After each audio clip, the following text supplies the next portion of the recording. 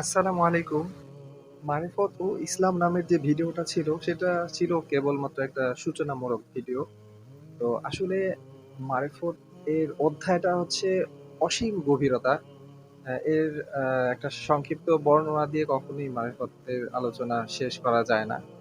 কারণ আল্লাহ পাক কোরআনের মধ্যে বলেছেন যে, সমুদ্রের সমস্ত পানিগুলো যদি কালি হয়ে যায়, আর সমস্ত গাছগুলো যদি কলম হয়ে যায়, আর মানুষ তা দিয়ে লিখতে থাকে, তো লিখতে, লিখতে একসময় এগুলো সব শেষ হয়ে যাবে। তবুও আল্লাহ পাকের বরত্ব বা তার পরিচয়ের বর্ণনা কখনো শেষ হবে না। দেখেন, গত ভিডিওতে আলোচনা করেছিলাম ইসলাম এক নূরের নাম। এটা কোনো ধর্মীয় আচার অনুষ্ঠান বা ধর্মীয় ব্যবস্থাপত্রের নাম না। তাই বলে এটা না যে ইসলামের এই সমস্ত আচার অনুষ্ঠানগুলোকে পরিত্যাগ করতে হবে বা পরিত্যাগ করা লাগবে। নাউজুবিল্লাহ। এটা তো কখনোই না। কারণ সেই জিনিসগুলি তো লাগবেই। কারণ ইসলামকে বেড়া দিয়ে রাখতে হলে আমার এই ওই বেড়ার ভিতরে গাছের বীজ বপন করাও অসম্ভব। আবার এমন কিছু বিষয়বস্তু আছে যেগুলো দ্বারা বোঝানো হয়েছে এক জিনিস আর আমাদেরকে বোঝানো হয় অন্য আরেক জিনিস। তার মধ্যে একটা বিষয় হচ্ছে আল্লাহ পাকের জিকির। তো এখানে জিকির দ্বারা যে সমস্ত জিনিসগুলি বোঝানো হচ্ছে আমাদেরকে, জিকির মানে বলা হয় যে এই তাসবিহ তাহলিল গুলি আদায় করা, কোরআন তেলাওয়াত করা, হ্যাঁ, ইত্যাদি ইত্যাদি এগুলাকে জিকির বলে আমাদেরকে বোঝানো হয়। তো আসলে জিকির না, এগুলো হচ্ছে জিকিরের সহায়ক জিনিস। এগুলোর দ্বারা আমরা জিকির করতে পারি। যেমন আমাদের বাংলা ভাষায় আমি মা বলে মাকে স্মরণ করতে পারি মা শব্দটির দ্বারা। তাই বলে মা শব্দটা তো আর মা না। এজন্য মা শব্দ লিখলে তো আর মা আমার সামনে আর থাকছে না।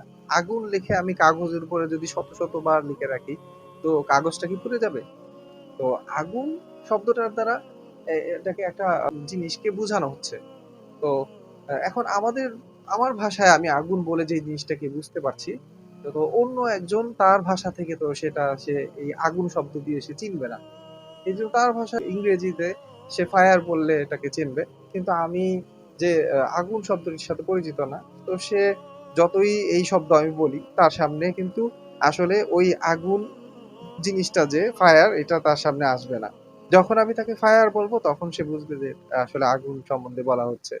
তাই জিকির বলে আমাদেরকে কিছু শব্দ বা কিছু কর্মকাণ্ডের মধ্যে সীমাবদ্ধ রাখা হচ্ছে। তো এখন আর এই সমস্ত ঘোজামিলের মধ্যে থাকা যাবে না। কারণ আমরা একদল জনগোষ্ঠীর হাতে ধর্মকে দিয়ে বলি যে মানে ধর্মকে তারাই হচ্ছে মেইনটেইন করবে। একটু স্পেশালি তাদেরকে একটা পর্যায়ে রেখে আমরা আমাদের জিন্দেগি আমরা চালাবো। এভাবে কোরআনের অনেক আয়াত আছে যেগুলোকে সরাসরি ওই শব্দে আমাদেরকে বাংলায় কনভার্ট করে কখনোই কেউ বলে না। অথচ কোরআনে শব্দগতভাবে আমাদেরকে সরাসরি বাংলায় বললে যেভাবে যেটার অর্থ আসে, তো সেটাকে তারা মিলিয়ে পায় না।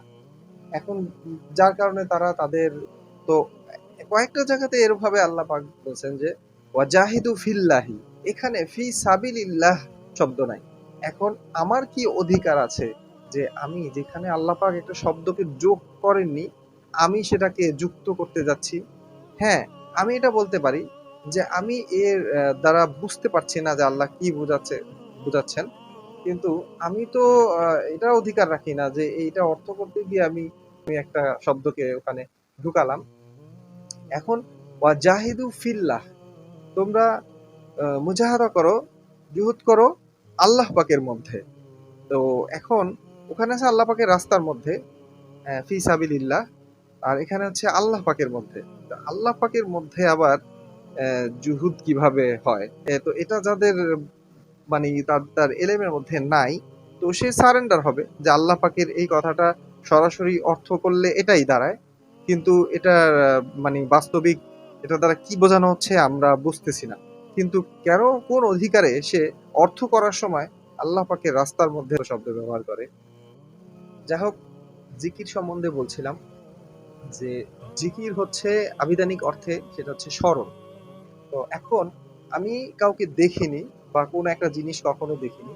তো সেই জিনিসটার নাম বা ওই ব্যক্তির নাম যতই আমার সামনে বলুক, আমি কি ওই ব্যক্তিটাকে স্মরণ করতে পারবো? তো এইজন্য স্মরণ করতে হলে তো তার সম্বন্ধে আমার সামনে স্পষ্টতা থাকতে হবে। তখন না তার স্মরণ হবে আমার। ওই নাম-টাম দ্বারা। এখন জিকির হচ্ছে স্মরণ করা, মানে স্মরণ। তো আমার মেমোরি বা আমার স্মৃতি থেকে কোনো কিছুকে রিড আউট করা বা স্ক্রিনিং করা। এখন যে জিনিসটিকে আমি কখনোই দেখিনি, যেটা সম্বন্ধে আমি জানিই না, তো সেটা আমি কিভাবে স্মরণ করব? তো এখন এই বিষয়ে আমাদের মানে ধর্মীয় কোনো আলোচনা, কোনো শিক্ষা কিছুই নাই। হ্যাঁ, জিকির বলতে আমাদেরকে কি শিক্ষা দেওয়া হচ্ছে? যে হ্যাঁ, এই সমস্ত জিনিসগুলিকে আমল করা বা এগুলাকে এরকম তাসবিহ জপা। তো এগুলো হচ্ছে জিকির। হ্যাঁ, বা এই যে আমি আমি নামাজ পড়ি, এই যে নামাজ হচ্ছে একটা জিকির। এই জিকির বলে আমাদেরকে বিভিন্ন দিকে আমাদেরকে নজর নিয়ে যাওয়া হচ্ছে। তো আসলে জিকির হচ্ছে যাকে স্মরণ করব তাকে দেখা। তো এখন আমার মেমোরির মধ্যেই নাই। তো আমি তাকে দেখব। এটা কিভাবে সম্ভব? তো সেজন্য এই যে দেখেন হাদিসে আছে যে আন তা'বুদুল্লাহা কাআন্নাকা তারাহু, যে তুমি এমনভাবে আল্লাহ পাকের ইবাদত করো যেন তুমি তাকে দেখছো। এই দেখার প্রসঙ্গে এখানে স্পষ্ট আছে। হ্যাঁ, আবার দেখতে গেলে যে আল্লাহ পাকের যে বর্ণনা, আম এখন আল্লাহ পাকের জাত বা অস্তিত্ব সম্বন্ধে আমাদেরকে চিন্তা করতে নিষেধ করা হয়। নাউজুবিল্লাহ। অথচ এটা অত্যন্ত জরুরি। হ্যাঁ, আল্লাহ পাক কোথা থেকে এসেছেন এই বিষয় নিয়ে চিন্তা করা নিষেধ। কিন্তু আল্লাহ পাকের অস্তিত্ব নিয়ে তো অবশ্যই চিন্তা করতে হবে। নচেৎ আমি আল্লাহ পাকের পরিচয় বা তাকে আমি সিমুলেট করব কিভাবে? আমার সামনে আমি আনবো কিভাবে? তো আল্লাহ পাক স্বয়ং নিজেই তার জাত সম্বন্ধে অ্যা বর্ণনা করেছেন, আলোচনা করেছেন। সূরা নূরের মধ্যে স্পষ্ট আকারে। আল্লাহ পাক হচ্ছেন নূর। তো এই নূর কিভাবে আল্লাহ পাকের নূরকে আমি আমার সামনে নিয়ে আসবো? তো এখন অ্যা যেই জিনিসটা দিয়ে আমি দেখবো বা সামনে নিয়ে আসবো, সেই জিনিসেরও কোনো আলোচনা নেই। হ্যাঁ? অর্থাৎ আমাদের কলম। এই কলমটা হচ্ছে আল্লাহ পাক বলেন যে, "ওহে সাবধান! জমিনে আমার পাত্র হচ্ছে মানুষের কলম।" তো ওই এখন কলবকে অন্য শব্দ দিয়ে আমি যতই করার চেষ্টা করি বোঝানোর, তো কলব শব্দ এটা একটা নাউন। এটা কোনো অর্থ দিয়ে অন্য অর্থ দিয়ে বোঝানো সম্ভব না। তো এইজন্য নফস সম্বন্ধে, কলব সম্বন্ধে কোনো আলোচনাই নাই। তো বা এই ব্যাপারে বিশদ কোনো নাই। অথচ কেউ যদি কলব না চেনে, তো সে কখনোই আল্লাহকে চেনা পর্যন্ত পৌঁছাতে পারবে না। যে এইজন্য এক আল্লাহ ওয়ালা বলেছিলেন যে, "মান আরাফা নাফসাহু ফাকাদ আরাফা রব্বাহু।" এখন আল্লাহ পাকের পরিচয় সম্বন্ধে ২ টা সাবজেক্ট। একটা হচ্ছে আল্লাহ পাকের জাতের পরিচয়, আর একটা হচ্ছে আল্লাহ পাকের সিফতের পরিচয়। অর্থাৎ তার গুণাবলী, শক্তি ইত্যাদি। তো এখন আমাদের মধ্যে মোটামুটি টুকটাক আলোচনা সিফতের পরিচয় আল্লাহ পাকের সৃষ্টি তত্ত্বের মধ্য থেকে পাওয়া যায়। আর আল্লাহ পাকের জাতের পরিচয় পেতে হলে নিজের পরিচয় জানতে হবে, আর আসমান জমিনের সৃষ্টি তত্ত্ব, আসমান জমিনের বড়ত্ব এটা জানতে হবে, বা এর রহস্য জানতে হবে।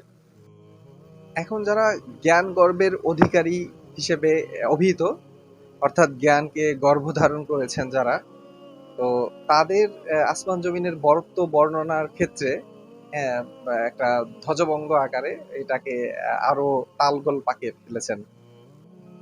একটা জিনিস দেখেন, এই পৃথিবীটা গোল, চাঁদ গোল, সূর্য গোল, বিভিন্ন গ্রহগুলো আমরা দেখি গোল শেপের।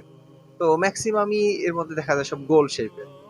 তো 360 ডিগ্রি একটা শেপে। আর আসমানটা মানে আমাদের যে মহাশূন্য স্পেস, এটা পৃথিবীর চতুর্পাশেই সর্বদিকেই। হ্যাঁ, এখন আমরা এই যে স্পেসের বর্ণনা জানি বা আধুনিক বিজ্ঞানের তাদের অবদানে আমরা জানতে পেরেছি স্পেসের ইয়াটা। তো স্পেসটা তাহলে সর্বদিকেই পৃথিবীর থেকে পৃথিবীকে কেন্দ্র করে মানে চতুর্দিকে সর্বদিকেই হচ্ছে বিস্তৃত। তো এখানে এই যে আল্লাহ পাকের মেকানিজম, আল্লাহ পাক সবকিছুকে গোল কেন বানালেন? গোল বিষয়বস্তুটা একটা সুষম শেপে থাকে। তো এটার সর্বদিকেই হচ্ছে স্পেস, অর্থাৎ সর্বদিকে আকাশ, আসমান। এখন যদি আসমান হিসেবে আমি যদি আমার মাথার উপরে দেখাই, আমার বরাবর যে এরকম আকাশ এত বড় বিশাল ৫০০ বছর রাস্তা এই পরিমাণ, হ্যাঁ হাদিসে বর্ণনা যেভাবে আছে যে একটা ডিস্টেন্স। তো এখন ডিস্টেন্সকে আমরা ওই যে বললাম যে ধ্বজভঙ্গ বর্ণনা দেই, অর্থাৎ ডিসটেন্সকে আমরা দেখাই যে এভাবে স্তরে স্তরে খলাকাস সামাওয়াতি তিবাকা, অর্থাৎ তবকে তবকে স্তরে স্তরে সাজিয়েছেন। তো স্তরে স্তরে তাই বলে কি এরকম একটা প্ল্যাটফর্ম এভাবে মানে ফ্ল্যাট আকারে এরকম সাজিয়েছেন? তো এই জন্য এই যে আসমান জমিনের বড়ত্বের যে সৃষ্টির যে একটা মেকানিজম, এটা তো আমাকে দেখে অন্তত পক্ষে আমার বিবেক দিয়ে করতে হবে যে আহ, আল্লাহ পাক সবকিছু গোল বানিয়েছেন, এটার সর্বদিকে সুষম আকারে স্পেসকে সাজিয়েছেন। হ্যাঁ, তো অথচ এটাকে এভাবে বর্ণনা দিতে দিতে আল্লাহ পাকের আরশ পর্যন্ত যখন আমরা নিয়ে যাই, তখন আরশটাকে কি একটা চেয়ারের মতো বানিয়ে ফেলি।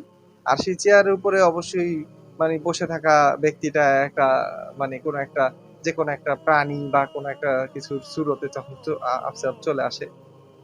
তো এখন এই যে বললাম যারা বর্ণনাকারীরা তারা বর্ণনা দিতে গিয়ে কতটা ভয়ানক পরিস্থিতি সৃষ্টি করে ফেলতেছেন আল্লাহ পাকের জাতের বর্ণনা দিতে গিয়ে। তো এটা জাস্ট আর কি আমি একটা ছোট্ট দেখালাম যে আসলে মিস্টেকটা কোথায় কোথায় আছে। তো এখন আমি যখন এই পরিমাপগুলো হাদিসের পরিমাপটা যখন আমি দিতে যাব, তো পৃথিবী থেকে আমি সবাইকে নিয়ে আমার চিন্তা করতে হবে, শুধু আমার মাথার উপরে না, শুধু সৌদি আরবের মাথার উপরে না। হ্যাঁ, তো সব দেশের আমেরিকার উপর দিয়েও তারও তো আল্লাহ লাগবে, তারও তো হেদায়েত পেতে হবে। তো তাকে তো সৃষ্টিকর্তা আল্লাহ পাকি, যদিও সে যদি নাও মানে, তো সৃষ্টিকর্তা তো আল্লাহ পাকি। তো সেই ক্ষেত্রে আসমান সবার উপরেই আছে। তো এখন 500 বছর রাস্তা তার মানে আমার একদিকে না, 500 বছর রাস্তা এই পৃথিবী থেকে। হ্যাঁ, মানে আমি যদি আমার অবস্থান থেকে আমি বলি যে ডান দিকেও বাম দিকেও আমাদের উপরের দিকেও এবং আমাদের নিচে যে পৃথিবীর অন্য একটা সারফেস আছে ওই সারফেস থেকেও নিচের দিকে, মানে আমার অবস্থান থেকে নিচের দিকেও, তো সর্বদিকে আমার অবস্থান থেকে সর্বদিকেই আসমান, সর্বদিকেই 500 বছরের রাস্তা। আমার অবস্থান তথা পৃথিবীকে যদি একটা কেন্দ্রবিন্দু হিসেবে ডিনোট করি, তাহলে এই কেন্দ্রের থেকে আমি যেদিকে 500 বছরের রাস্তা আমি ক্যালকুলেট করব, ঠিক তার বিপরীত দিকেও যে অন্য একটা ব্যাসার্ধ, সেদিকেও 500 বছর রাস্তা ক্যালকুলেট করতে হবে। অর্থাৎ এখানে যে 500 বছরের রাস্তার বর্ণনা হাদিসে, এটা হচ্ছে ব্যাসার্ধ, সম্পূর্ণ ব্যাসটা হবে হচ্ছে 500 1000 বছর আছে। তো সুতরাং অর্থাৎ পৃথিবী থেকে আমি প্রথমে গেলে স্পেসটা একটা ফাঁকা জায়গা 500 বছর রাস্তা, এরপরে এটার আরেকটা স্তর আসবে, সেটা আরো 500 বছর রাস্তা, প্রথম আসমানের এই দুইটা স্তর।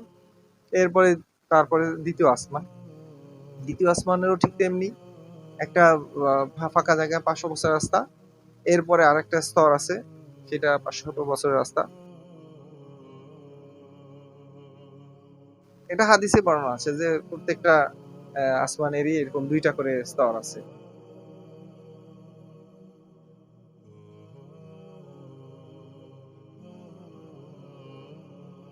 এভাবে প্রথম আসমানটার চাইতে দ্বিতীয় আসমান অতিক্রম করতে থাকি।